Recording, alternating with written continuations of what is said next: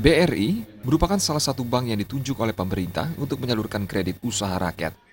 Sampai saat ini, penyaluran KUR telah mencapai 57% dari target 1,2 triliun di seluruh wilayah Bali, NTB, dan NTT. KUR yang disalurkan oleh Bank BRI kantor wilayah Bali, NTB, dan NTT tersebut berbentuk mikro dan retail. Sedangkan penyaluran yang dilakukan oleh Bank BRI wilayah Gajah Mada Denpasar berbentuk mikro saja. Bank BRI wilayah Gajah Mada Denpasar sudah menyalurkan 429 miliar KUR dari target 888 miliar dalam tempo 1 bulan lebih, sejak diluncurkan Agustus 2015.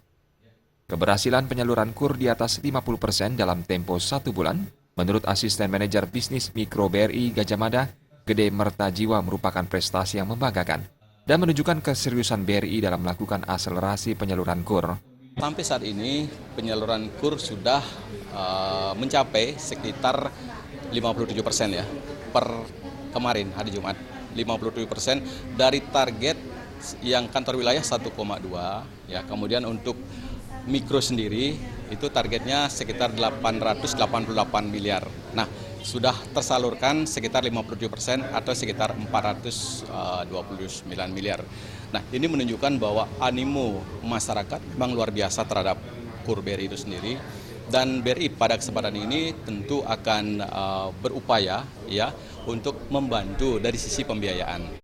Selain itu, tersalurnya KUR di atas 50% menunjukkan animo masyarakat untuk memanfaatkan kredit KUR BRI sangat luar biasa. Untuk saat ini, debitur yang memanfaatkan KUR BRI mencapai 12.000 di seluruh Bali, yang didominasi oleh sektor usaha pertanian, perikanan dan kelautan, industri olahan serta perdagangan. Pujiantini dan Alit Setiawan, Bali TV.